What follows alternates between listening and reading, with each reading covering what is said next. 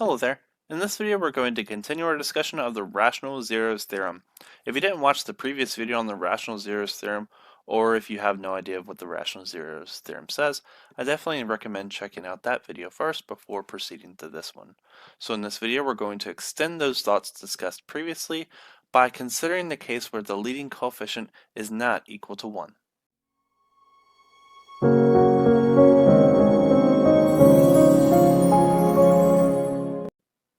Alright, so one of the most important things that people should understand about mathematics is if you already have a theorem and you really know how it works, and you have a slight variation of its premise, sometimes it's useful to transform the problem you're working with into a problem that's equivalent to the problem that the previous theorem actually pertains to.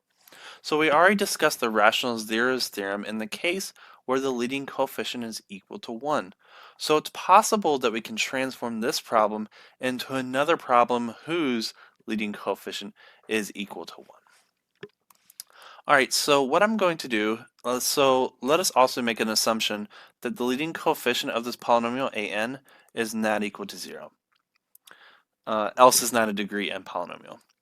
So what I'm going to do is I'm going to factor an out of the entire expression.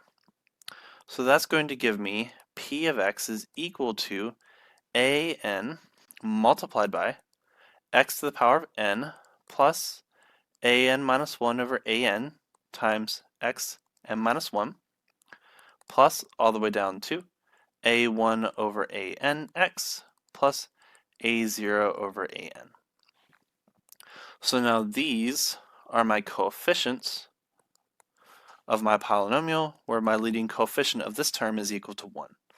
So remember that this is pretty much like a polynomial of its own right. So we can call this p of x is equal to an times q of x. So notice that if we have some number, so if q of say x star is equal to 0, then we have p of x star is equal to an times q of x star, which is going to be an times 0, which is 0. So if x star is a 0 of q, x star is also a 0 of p. And we already know how to deal with polynomials whose leading coefficient is equal to 1. So therefore the coefficient that we're going to be focusing on is the constant or the y-intercept term of this polynomial q, namely a0 over am, which is the constant term or the y-intercept term of p divided by the leading coefficient of p. So constant term over leading coefficient. So let's work out a couple examples on how to deal with this. So remember, constant term over leading coefficient. So let's let f of x be equal to 2x cubed minus 5x squared minus x plus 6. So what we're going to be looking for are the factors of the constant term divided by the factors of the leading coefficient term. So this is going to be equal to, so what are the factors of 6? So that's going to be 1, 2, 3, and 6, and the factors of 2 are 1 and 2. So what does the set of rational zeros R look like? So I'm going to do 1 divided by 1, 2 divided by 1, 3 divided by 1, and 6 divided by 1. So those are the easiest ones. So plus or minus 1, plus or minus 2, plus or minus 3, and plus or minus 6. And then I'm going to do 1 over 2, 2 over 2, 3 over 2, and 6 over 2. So that's going to be plus or minus 1 over 2, plus or minus 2 over 2, plus or minus 3 over 2, and plus or minus 6 over 2. Now note here that plus or minus 2 over 2 is the same as plus or minus 1, and plus or minus 6 over 2 is the same as plus or minus 3. So we do not need to consider these last two things because they're duplicates. So therefore the set of possible rational zeros in this case are just going to be plus or minus 1, plus or minus 2, plus or minus 3, plus or minus 6, plus or minus 1/2, and plus or minus 3/2. So we have 1, 2, 3, 4, 5, 6 individual terms. So that means the size of R is going to be equal to 12. So there are only 12 rational zeros for which we need to consider for this case, and if none of them work, that implies that all of the other zeros, or all of the zeros of this polynomial, are complex irrational numbers. So as always, we're going to begin with the easiest ones, namely plus or minus 1. Alright, so we have 1 divided into 2 minus 5 minus 1, 6. Let's do minus 1 also. So 2 minus 5 minus 1, 6. So we're going to have 2, 2, minus 3, minus 3, minus 4, minus 4, and 2. We're going to have 2, minus 7, 7, 6, minus 6, and 0. Alright, so we're pretty lucky that we get a 0 on negative 1. So that means our polynomial f, so if negative 1 is a 0, that means x plus 1 is a factor. And then we're going to have 2x squared minus 7x plus 6. So what I'm going to do is I'm going to continue this rational zeros procedure on how to factor 2x squared minus 7x plus 6. So I'm going to move on to 2 and negative 2, since those are possible rational zeros from my rational zeros theorem. And I'm going to divide that into 2, minus 7, and 6. Alright, so that's going to be 2, 4, minus 3, minus 6, and 0. That's great. And let's see. We can continue this if we want. So 2 minus 4, minus 11, 22, something not 0, right? But nonetheless, we're happy about that. So this means what? So this means f of x factors in 2. X plus 1 times, so if 2 is a 0, x minus 2 is a factor, and there's my remaining term, namely 2x minus 3. So that means the other rational 0 that worked was 3 halves, so this also would have worked in the beginning. Alright, so we've completely factored this polynomial. Now for cubics, this is pretty trivial because if you find one, you can just use the quadratic formula to find the other two if you really want to. But this is extremely useful when you start to work on like the degree 4s, degrees 5s, and so on. But it's the same procedure, nothing new. Alright, so now let's consider g of x is equal to 6x cubed plus 19x squared plus 2x minus 3.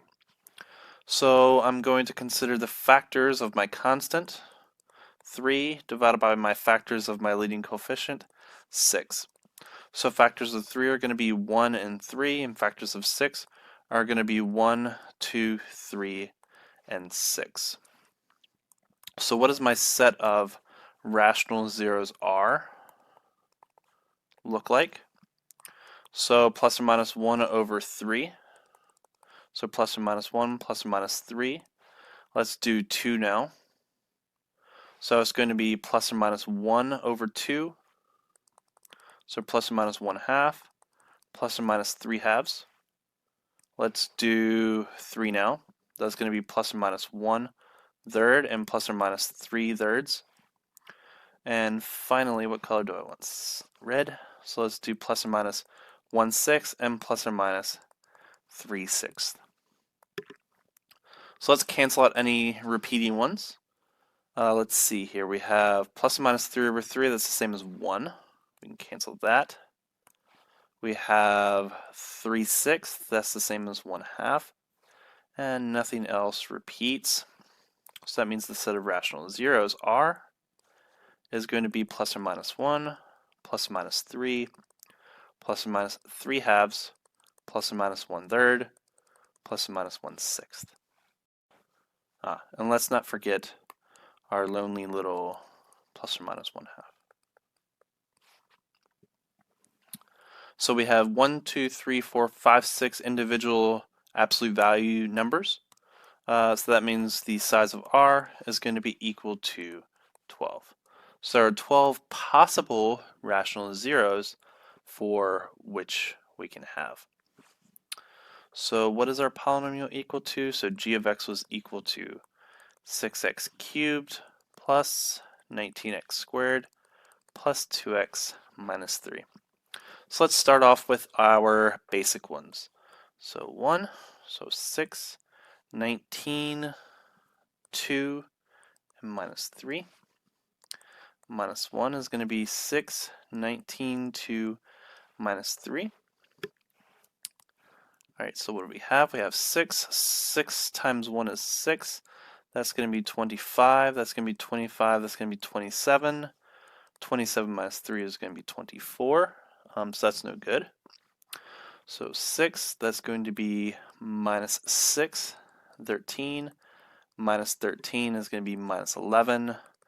11 and 7. So these two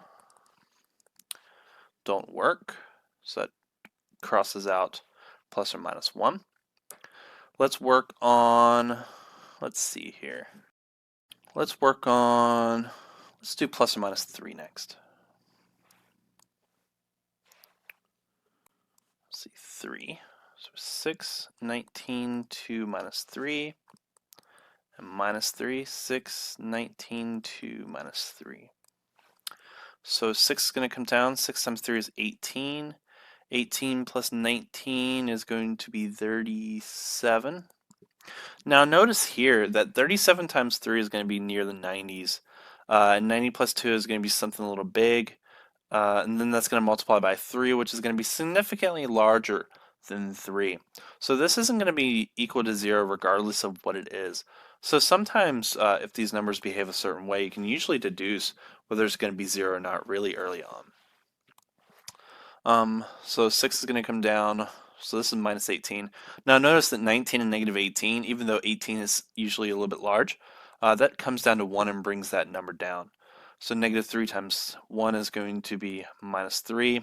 Minus 3 plus that is minus 1. So it's going to be 3 and then 0. So this is wonderful. So 0 works. So that means our polynomial g of x factors into x plus 3 times 6x squared plus x minus 1. So that's cool. So let's work on a couple small numbers, say fractions.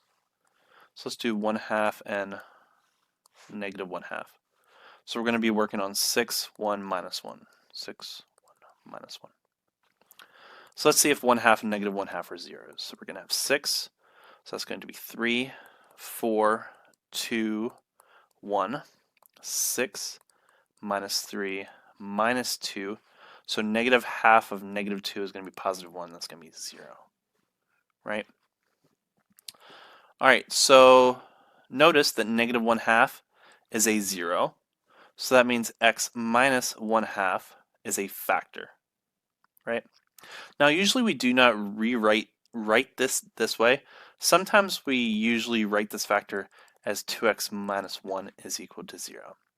Now if you rewrite it like this, that's perfectly fine, but you're going to have, you can use these coefficients directly. But if you use this form, you have to divide these numbers by 2. So there is some trickiness that is associated to that, and I leave you to sort of figure out why that is so. But we can rewrite this again. G of x is equal to x plus 3 times x minus 1/2 times 6x minus 2. But of course, if we factor out a 2 out of these two terms, which we can, then that 2 is going to sort of cancel out with this 1/2. And we actually have the more traditional form, namely g of x is equal to x plus 3 times 2x minus 1 times, so if we factor out a 2, we're going to have 3x minus 1. And this is our factored representation. So this is how you can use the rational zeros theorem in order to factor polynomials of any degree. Hope you enjoyed.